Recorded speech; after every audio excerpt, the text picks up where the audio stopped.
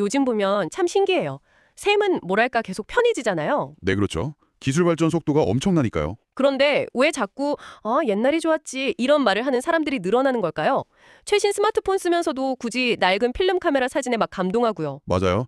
배달앱으로 10분 만에 음식이 오는데도 어릴 적 그 학교 앞 떡볶이집을 그리워하는 마음 같은 거요? 네, 바로 그거요. 혹시 당신도 이런 감정 느껴보신 적 없으세요? 그래서 오늘 저희가 바로 이 질문에서 한번 시작해보려고 합니다.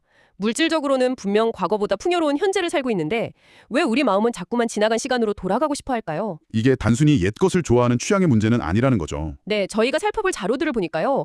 이게 우리의 정체성, 정서적 안정, 그리고 현대사회의 어떤 깊은 소외 현상과 아주 긴밀하게 연달되어 있다고 하더라고요. 맞습니다. 이번 탐구를 통해 우리가 과거를 찾는 진짜 이유, 그 본질을 함께 파악해보는 게 목표입니다. 자, 한번 시작해볼까요? 좋습니다. 자료들이 공통적으로 가장 먼저 꺼내는 흥미로운 개념이 하나 있습니다.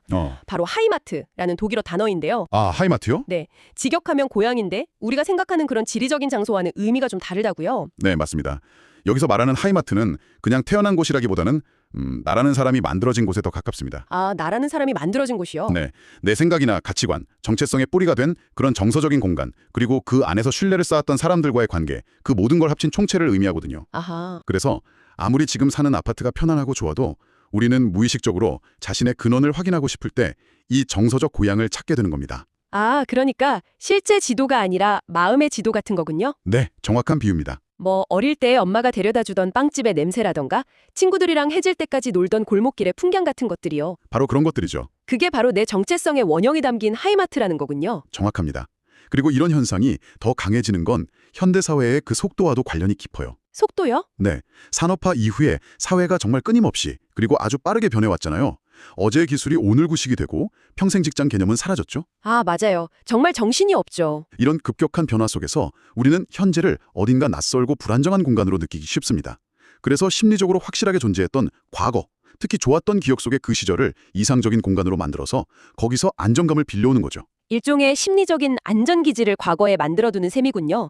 현재의 불안을 좀 상쇄하기 위해서요. 네, 바로 그겁니다. 듣고 보니 우리가 과거를 회상할 때 우리 몸 안에서는 실제로 어떤 일이 일어나는지 궁금해지는데요. 그냥 기분만 좋아지는 걸까요? 아니면 정말 어떤 화학적인 보상이 있는 걸까요? 아주 좋은 질문입니다. 실제로 강력한 보상이 있어요. 정말요? 자료에 따르면 행복했던 기억을 떠올릴 때 우리 뇌에서는 엔도르핀 같은 신경 전달 물질이 분비된다고 해요. 이게 천연 진통제나 안정제 같은 역할을 해서 정서적인 위안을 주는 거죠. 와, 그렇군요. 어쩐지 책임져야 할 일, 불확실한 미래 때문에 머리가 복잡할 때가 있잖아요. 네, 누구나 그렇죠. 그럴 때 그냥 어린 시절에 아무 걱정 없이 뛰어놀던 순간을 잠시 떠올리는 것만으로도 어깨의 짐이 확 가벼워지는 느낌이 들 때가 있거든요. 그게 바로 뇌가 주는 달콤한 보상이었군요. 네. 그런데 바로 그 지점에서 우리가 좀 경계해야 할 심리 현상이 나타납니다. 경계해야 할 현장이요? 바로 메두셀라 증후군이라는 건데요. 과거를 돌아볼 때 안 좋았던 기억, 힘들었던 기억은 은근슬쩍 지워버리고요. 즐거웠던 기억만 남겨서 과거 전체를 실제보다 훨씬 아름답게 포장하는 경향을 말합니다. 잠깐만요. 그건 좀 위험하게 들리는데요. 과거를 미화하는 게 항상 좋은 것만은 아닐 것 같아요. 그렇죠. 우리가 흔히 추억은 힘이 세다고 말하지만 그게 사실은 내가 편한 대로 편집해버린 가짜 추억일 수도 있다는 거잖아요. 네, 그럴 수 있습니다. 그렇게 과거에만 기대다 보면 정작 현실의 문제를 해결할 힘을 잃게 되는 건 아닐까요? 정확히 보셨습니다. 그게 바로 메두셀라 증후군의 함정이죠. 아, 함정이요. 심리학에서는 향수를 두 가지로 구분하기도 합니다. 하나는 과거를 성찰하면서 현재의 삶의 교훈과 의미를 찾는 성찰적 향수고요. 이건 긍정적이죠. 상찰적 향수. 네, 하지만 다른 하나는 과거가 무조건 옳았고 그때로 돌아가야 한다고 믿는 복원적 향수입니다.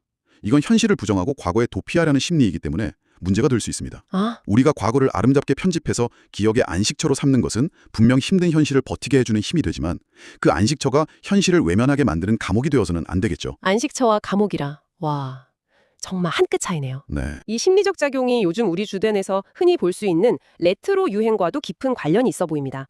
LP판이나 필름 카메라, 80년대 스타일의 옷 같은 것들이요. 아, 네.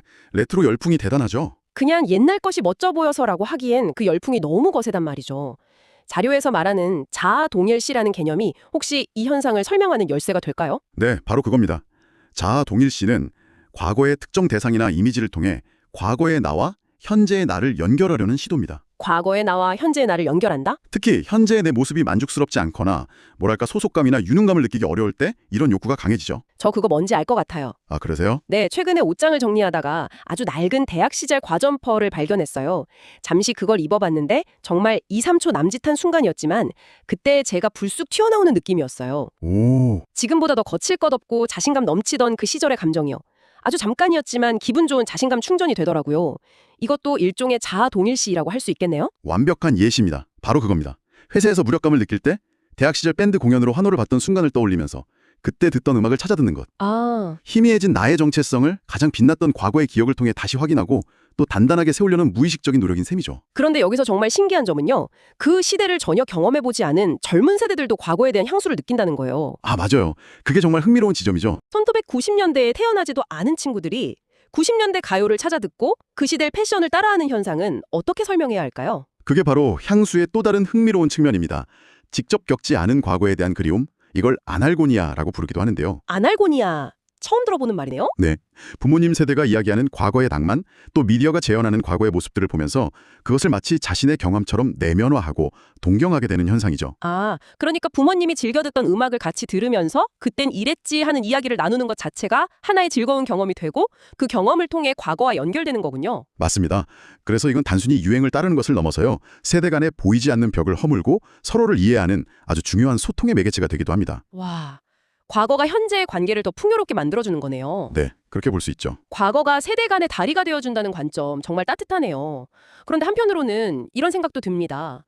개인의 심리나 세대 간의 소통을 넘어서 우리 사회 전체가 이렇게 과거를 돌아보게 만드는 어떤 거대한 흐름 같은 게 있는 건 아닐까요? 사회 정체적인 흐름이요. 네. 지금 우리를 둘러싼 이 시대 자체에 무언가 원인이 있는 건 아닌지 자료들은 이 지점에서 기술 문명과 인간 소외라는 좀 더 거시적인 문제를 지적하고 있더군요. 네, 아주 중요한 포인트입니다. 4차 산업혁명 시대, 우리가 인공지능과 자동화 기술 덕분에 엄청난 풍요와 편리를 누리고 있죠. 그렇죠. 하지만 그 이면에는 기술의 효율성과 합리성이 인간적인 가치를 압도하는 현상이 벌어지고 있습니다. 모든 것이 데이터로 측정되고 알고리즘으로 추천되는 세상에서 우리는 때로 거대한 시스템의 부품이 된 듯한 무력감을 느끼기 쉽습니다. 클릭 한 번이면 전 세계 누구와도 연결될 수 있는데 역설적으로는 더 깊은 고립감을 느끼는 상황이랄까요? 맞아요. 바로 그 역설이죠. 수많은 SNS 친구들 속에서 진짜 내 이야기를 할 사람은 없는 것 같은 느낌이요.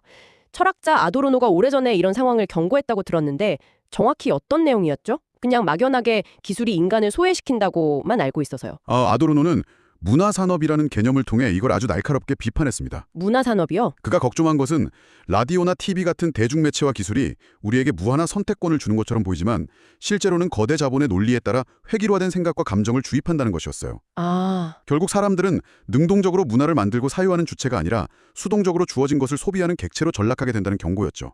이제야 명확히 이해가 되네요. 당신을 위한 추천이라는 알고리즘이 사실은 나의 취향을 넓히는 게 아니라 보이지 않는 틀 안에 가두고 있다는 느낌과 비슷하군요. 네, 아주 정확한 지적입니다. 결국 우리는 모두 비슷비슷한 콘텐츠를 소비하는 수동적인 존재가 되어버린다는 경고였군요. 바로 그겁니다.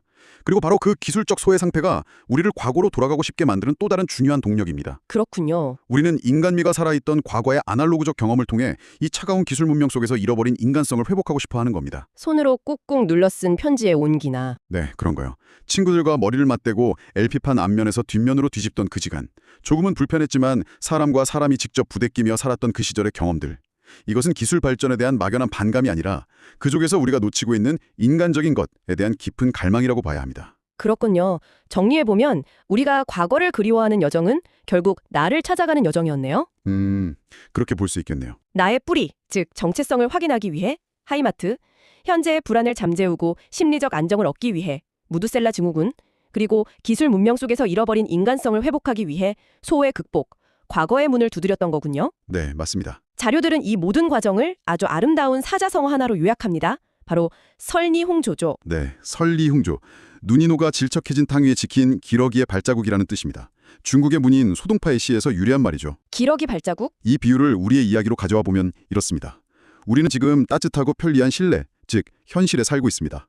그런데 문득 창밖을 보며 내가 걸어온 길, 즉 눈 위에 지켜있는 나의 발자국, 바로 과거를 돌아보는 거죠.